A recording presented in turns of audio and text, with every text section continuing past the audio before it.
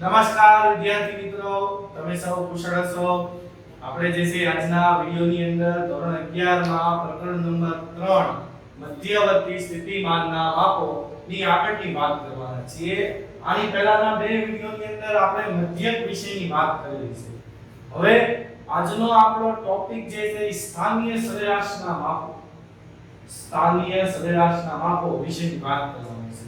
હવે તેની આપણે શરૂઆત કરીએ તો સ્થાનીય સરેરાશના ચાર માપો છે. પહેલું મધ્યસ્થ, બીજું ચતુર્થક,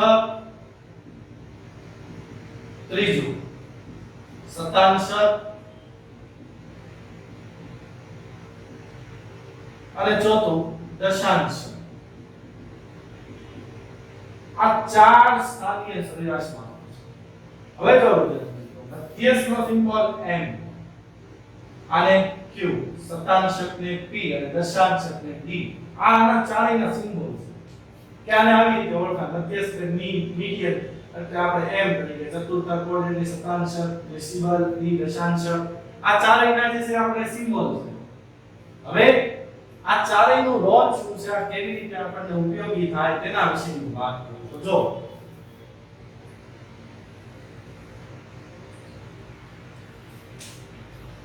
હવે આ જે છે એક રેખા. હવે મધ્યસ્થ એટલે શું? મધ્યસ્થ એટલે બરાબર વચ્ચે. એટલે કે કોઈ પણ વસ્તુના બે સરખા ભાગ કરે ને 50%, એને મધ્યસ્થ કહેવાય. મધ્યસ્થ એટલે બે વસ્તુના 50%, આ બાજુ 50%, આ બાજુ 50%, એટલે મિડલ. મધ્યસ્થ જે છે મિડલ છે. મિડલ એટલે કે બે સરખા ભાગ કરે એને મધ્યસ્થ કહેવાય. ચતુર્થક. હવે ચતુર્થકની વાત કરીએ. ચતુર્થક જે છે ને, ચતુર્થક કોઈ પણ વસ્તુના ચાર સરખા ભાગ કરે. ચતુર્થક જે છે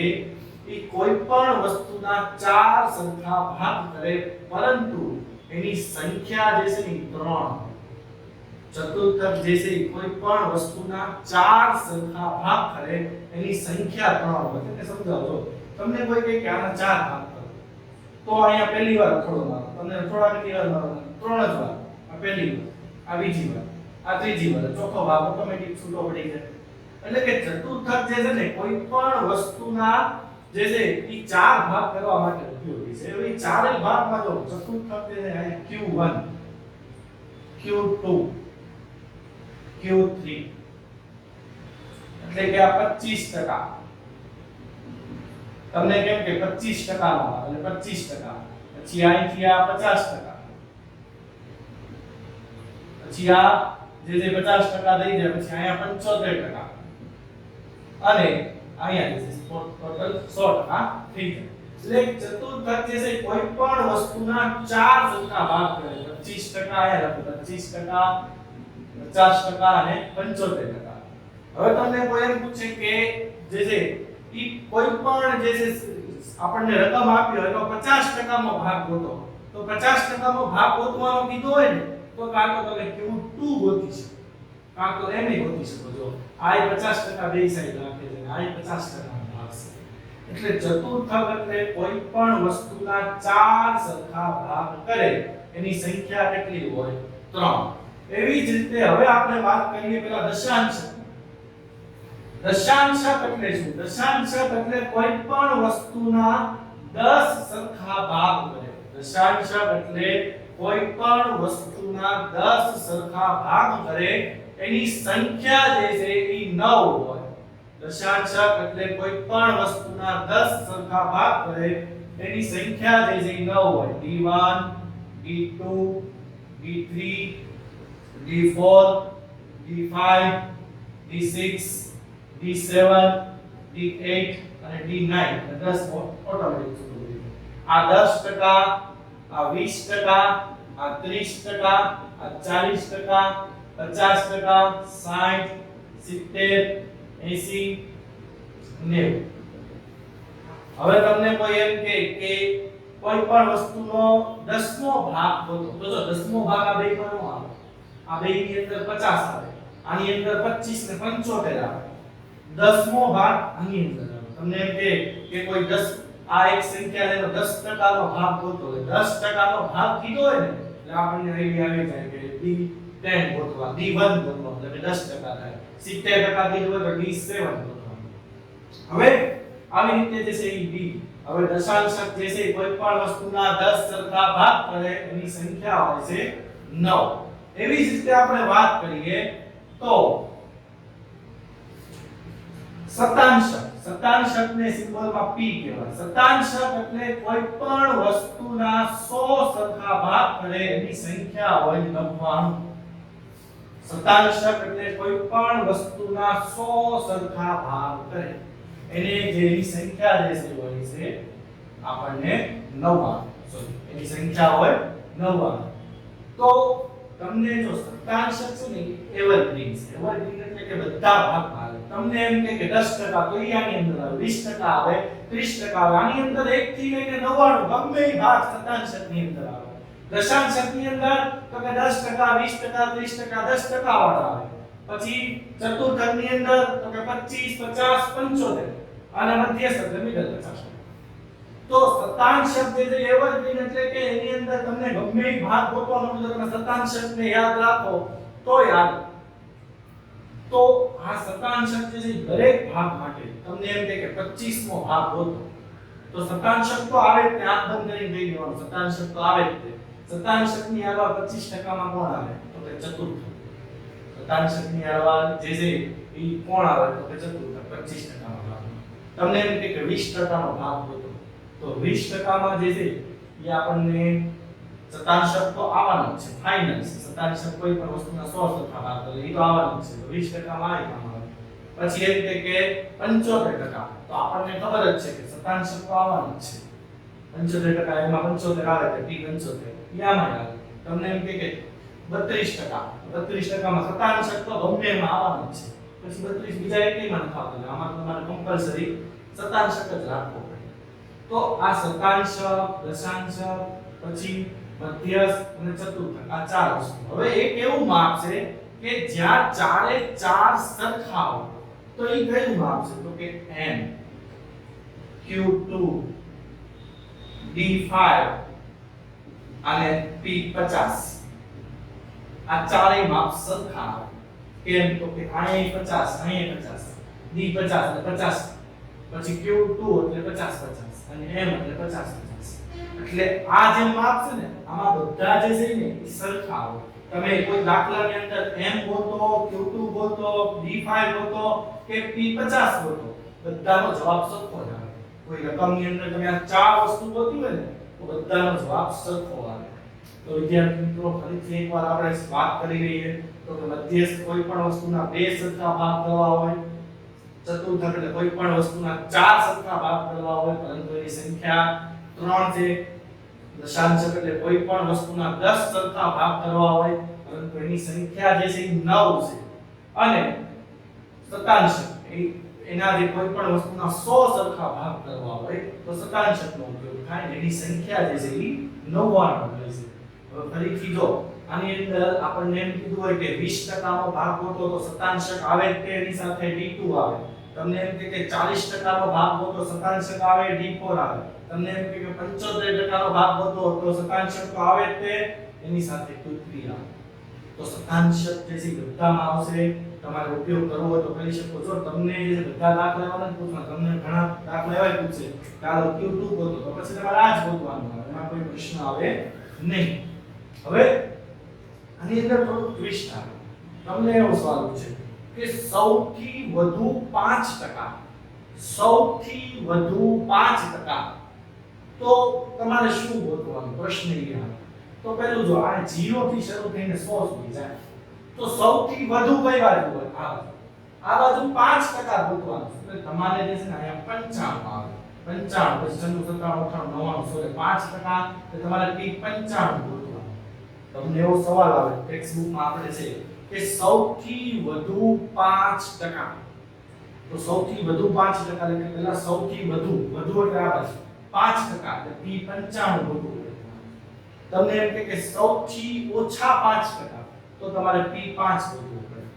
તમને એમ કે સૌથી વધુ 30% તો સૌથી વધુ 30% એટલે તમારે P70 ગોતવા કાં તો D7 ગોતવા. P70 ગોતવા કાં તો D7 ગોતવા. તો આવા પણ પ્રશ્ન જે છે આપણને આવશે. પછી એક પ્રશ્ન આવે કે બરાબર વચ્ચેના 50%, બરાબર વચ્ચેના 50% એટલે મિડલમાં 50%. તો બરાબર વચ્ચેના 50% એટલે તમારે Q3 એટલે કે 75 થાય. જો Q3 એટલે 75 અને Q1 એટલે કેટલું 25 હોય. તો 75 માંથી 25 બાદ કરો તો 50% આવે. તો તમારે ત્યાં મગજ આવવું જોઈએ કે મારે પહેલા Q3 ગોતવો પડશે, એમાંથી Q1 બાદ કરું તો મને બરાબર વચ્ચેના 50%, વચ્ચેના 50% એટલે 25 અને 75 ની વચ્ચેના હોય એવા 50%. તો વિદ્યાર્થી મિત્રો આ જે છે સ્થાનિય સરેરાશના માપોની પ્રાથમિક માહિતી હતી. તમને જે છે આ જે તમારા મગજમાં ક્લિયર હોય તો તમે બધા જ દાખલા જે છે સહેલાઈથી ગણી શકો છો. ફરીથી ચતુર્થક એટલે 4 ભાગ કરે, દશાંશક એટલે 100 ભાગ કરે, દશાંશક એટલે 10 ભાગ કરે. એ બધાની સંખ્યા જે છે 9 હોય. તો દશાંશકની સંખ્યા પૂછે તો 9, ભાગ પૂછે તો 10 કરે. પછી શતાંશકની સંખ્યા 99, ભાગ કેટલા કરે 100. ચતુર્થકની સંખ્યા 3, ભાગ કેટલા કરે 4. આ બધી વસ્તુ તમારે ખ્યાલ હોવો જોઈએ. આજનો આપણો ટોપિક જે ભણવાની શરૂઆત કરશું એ મધ્યસ્થ છે. આ ત્રણેયને હું સાથે લઈશ. મધ્યસ્થ તમને ભણવામાં આવી ગયેલો છે પહેલા ધોરણ 10 ની અંદર, તેથી હું એને અલગ રાખીશ. બાકી આ ત્રણેયને જે છે હું સાથે રાખીશ. આ ચારેય માપ જે છે એ સ્થાનિય સરેરાશના માપો જ કહેવાય. તેથી આને હું પહેલા અલગથી આખો મધ્યસ્થ આપણે ભણશું આજે. પછી આપણે એની પછીના વિડિયો લેક્ચરની અંદર આ ત્રણને સાથે ભણશું. હવે આપણે મધ્યસ્થની શરૂઆત કરીએ. હવે આપણે મધ્યસ્થના પહેલા સૂત્ર જોઈએ. તો મધ્યસ્થના સૂત્રની અંદર જે છે પહેલું આવશે અવર્ગીકૃત અને અસતત, અને પછી વર્ગીકૃત માં સતત માહિતી. હવે અવર્ગીકૃત ની અસતત બેયના સૂત્ર જે છે ને આમાં સેમ છે. હવે એની અંદર કેવા સૂત્ર? તો પહેલા તમારે એક વસ્તુ n જે છે એ અયુગ્મ હોય અને n જે છે એ યુગ્મ હોય. તો જો n અયુગ્મ હોય, અયુગ્મ એટલે કે જ્યારે n જે છે એકી સંખ્યામાં હોય ત્યારે એનું સૂત્ર n+1 ના છેદમાં 2 માં અવલોકનની કિંમત. n જ્યારે અયુગ્મ હોય એટલે કે n ની સંખ્યા એકી હોય ત્યારે. પછી બીજું જ્યારે n ની સંખ્યા યુગ્મ હોય ત્યારે એનું સૂત્ર તો કે n/2 માં અવલોકનની કિંમત વત્તા n/2 + 1 માં અવલોકનની કિંમત. તમારે આખું લખવાનું અને આખાના છેદમાં 2.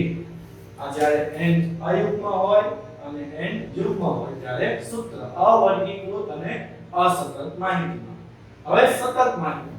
તો સતત ની અંદર પહેલું કામ તમારે કરવાનું મધ્યસ્થ વર્ગ ગોતવાનો. મધ્યસ્થ વર્ગ ગોતવાનું સૂત્ર છે n/2. હવે પહેલા કામ કરવાનું મધ્યસ્થ વર્ગ n/2. પછીનું સ્ટેપ મધ્યસ્થ ગોતવાનું. મધ્યસ્થ = L n/2 - CF/F ગુણ્યા C. તમને જે છે ધોરણ 10 ની અંદર H આવે છે, ધોરણ 11 ની અંદર C આવે છે. હવે ઈ બેમાં ડિફરન્ટ રાખજો. ત્યાં તમે H લખતા હતા ધોરણ 10 ની અંદર, હવે અહીંયા તમારે જે છે C લખવાનું છે. તો આ જે છે એના સૂત્ર છે અવર્ગીકૃત અને અસતત માહિતીમાં, અને વર્ગીકૃત ની અંદર સતત માહિતીમાં છે. સ્ટેપ નંબર 1 મધ્યસ્થ વર્ગ ગોતવાનો અને પછી એનું સૂત્ર. હવે આપણે રકમ દ્વારા આને સમજીએ. હવે આપણે શરૂઆત કરીએ અવર્ગીકૃત માહિતી માટે મધ્યસ્થ. મેં એક રકમ લખી કે 5, 12, 8, 14, 16 નો મધ્યસ્થ શોધો. હવે મધ્યસ્થ શોધવા માટે અવર્ગીકૃત માહિતીમાં સર્વપ્રથમ આપણે એને ચડતા ક્રમમાં ગોઠવવું. હવે તો જરૂરી નથી ચડતા ક્રમમાં, તો ઉતરતા ક્રમમાં પણ ગોઠવી શકો. તો આપણે એને ચડતા ક્રમમાં ગોઠવીએ એટલે કે નાનેથી મોટું. તો સૌથી પહેલા 5, પછી 8, 12, 14 અને 16. પહેલા આપણે ચડતા ક્રમમાં ગોઠવીએ. હવે આપણે જોવાનું n યુગ્મ છે કે અયુગ્મ. તો કે 1 2 3 4 5 એટલે n 5 5 એટલે એકી સંખ્યા એટલે કે અયુગ્મ હવે n અયુગ્મ હોય ત્યારે આપણે એનું સૂત્ર લગાવવાનું મધ્યસ્થ m બરાબર n + 1 ના છેદમાં 2 માં અવલોકનની કિંમત કવા લખવાનું અવલોકનની કિંમત હવે n 5 + 1 ના છેદમાં 2 માં અવલોકનની કિંમત હવે અહીંયા થશે 5 ને 6 6 ભાગ્યા 2 એટલે 3 માં અવલોકનની કિંમત અડધા જે છે એ 3 જવાબ લખી ભર્યા 3 એક જવાબ નથી આપણે 3 માં અવલોકનની કિંમત લેવાની છે એટલે કે પહેલો બીજો અને ત્રીજો એટલે કે ત્રીજા અવલોકનની કિંમત કેટલી છે 12 એટલે મધ્યસ્થનો જે જવાબ જે છે એ ત્રીજો 12 આ દાખલો અહીંયા પૂર્ણ થઈ જાય ફરીથી કહી દઉં સર્વપ્રથમ આપણે એને ચડતા ક્રમમાં ગોઠવવાનું પછી જોવાના n ની સંખ્યા કેટલી તો કે n બરાબર 5 5 એટલે અયુગ્મ હવે અયુગ્મ હોય ત્યારે આપણે આ સૂત્ર લખવાનું અને આપણે મધ્યસ્થ શોધી નાખવાનું હવે n યુગ્મ હોય ત્યારે કેવી રીતે આપણે આને રકમમાં જે છે એક અવલોકન વધારી દઈએ તો કે 5 12 8 14 16 અને 9 નો મધ્યસ્થ શોધો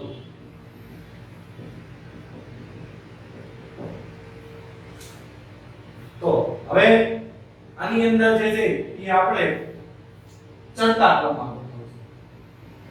તો ચડતા ક્રમમાં ગોઠવીએ તો આપણે જે છે અહીંયા લખશું પહેલા 5 પછી 8 9 12 14 અને 16 પહેલા આપણે ચડતા ક્રમમાં ગોઠવી દેવાના પછી n ની સંખ્યા તો n કેટલા છે તો કે n જે છે 6 1 2 3 4 5 6 6 એટલે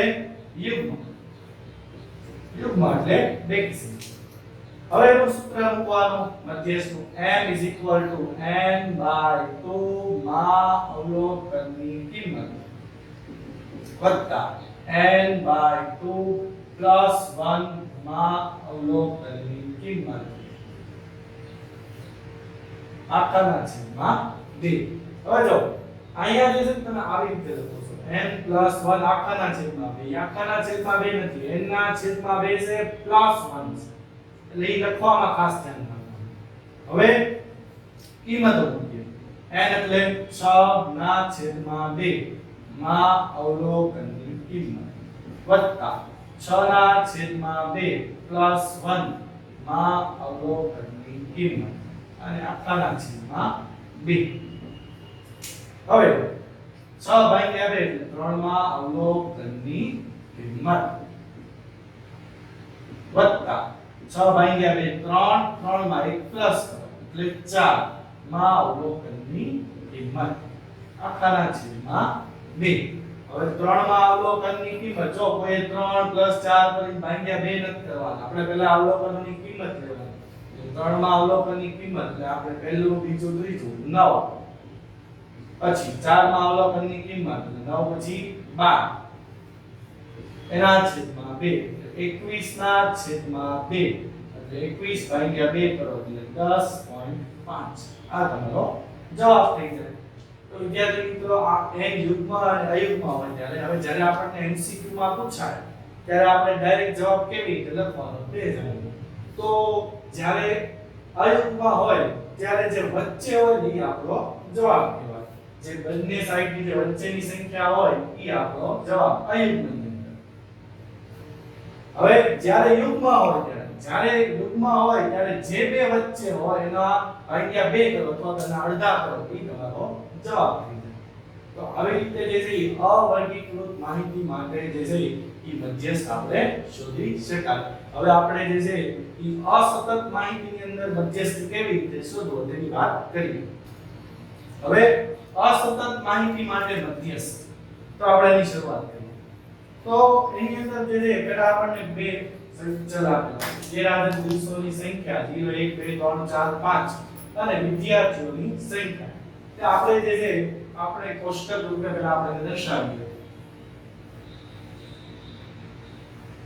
તો વિદ્યાર્થી ગેરહાજરીના દિવસો જે છે વિદ્યાર્થીના એને આપણે જે છે x લેશું અને વિદ્યાર્થીઓની સંખ્યા f 0 1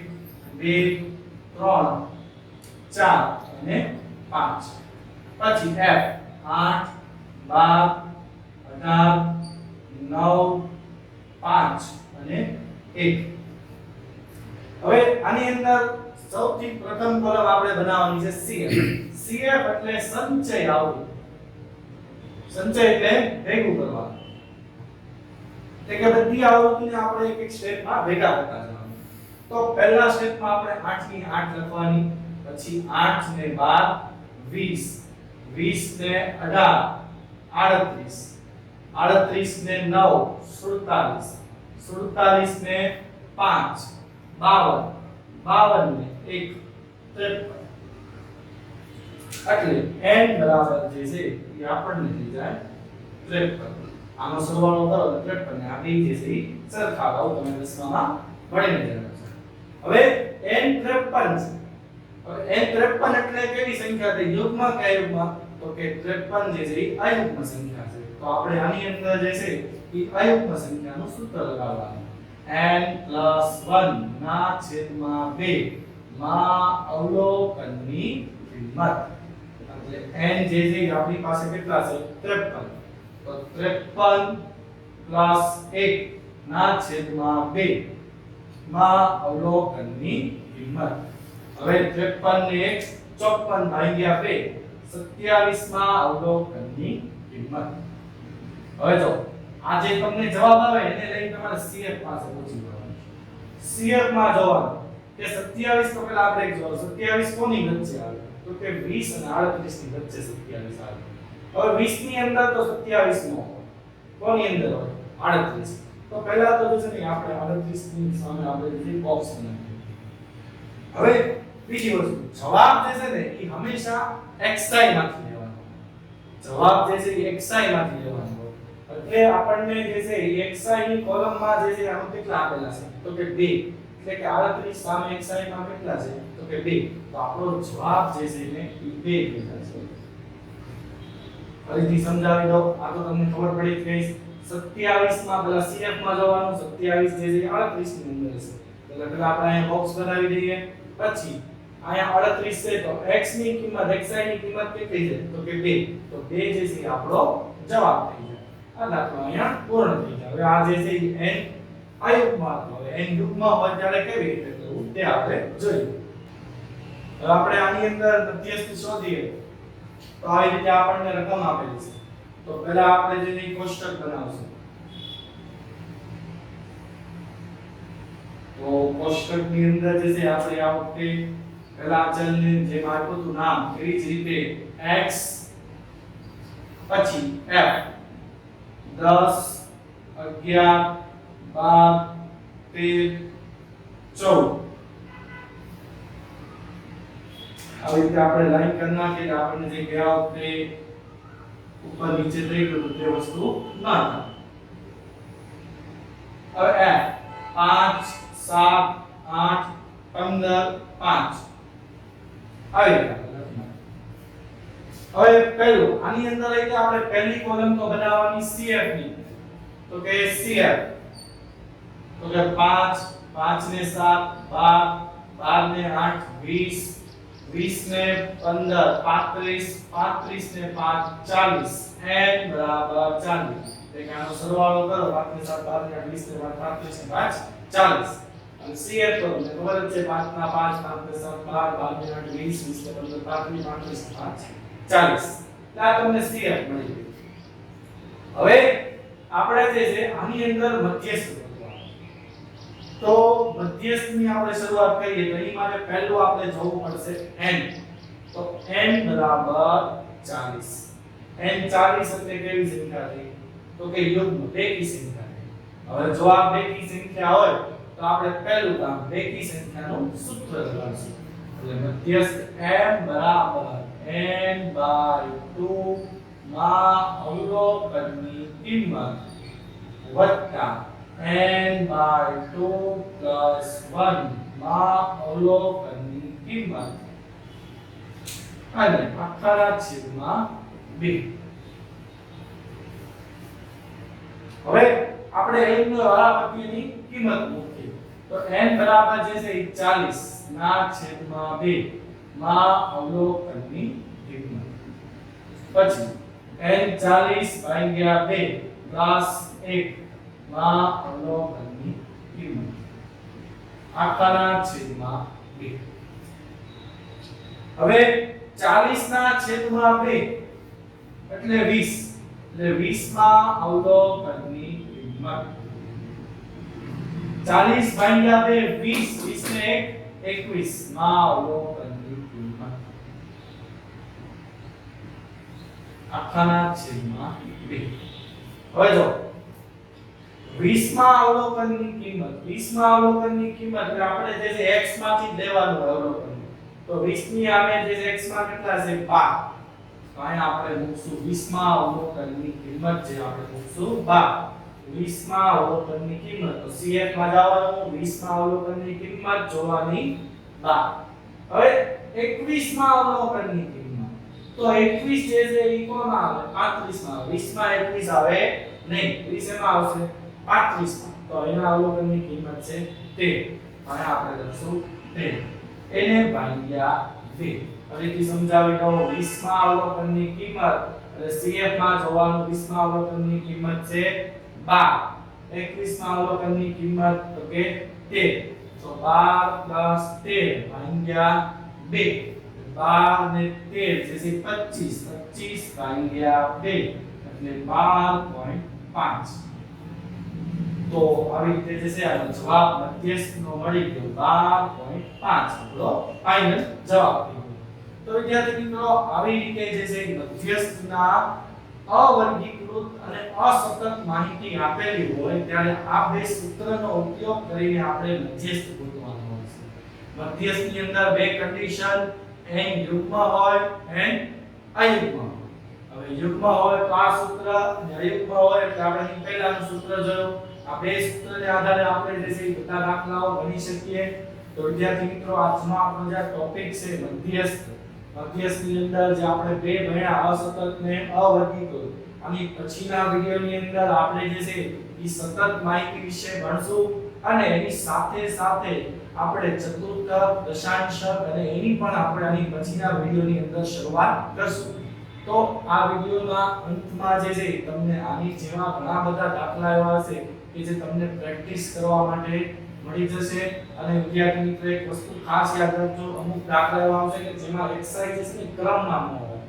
તો એક્સરસાઇઝ તો છે ને ક્રમમાં હોવા જોઈએ 10 11 12 13 14 આની પછીના ચેપ્ટરમાં આવશે તો અત્યારથી સમજી લેજો કે એક્સરસાઇઝ છે ને ક્રમમાં હોવા જોઈએ તો તમને એક ઉદાહરણ દ્વારા સમજાવું કે આપણી પાસે છે ને એક્સરસાઇઝ આવી રીતે હોવા જોઈએ ક્રમમાં ન હોય ને ત્યારે શું કરવાનું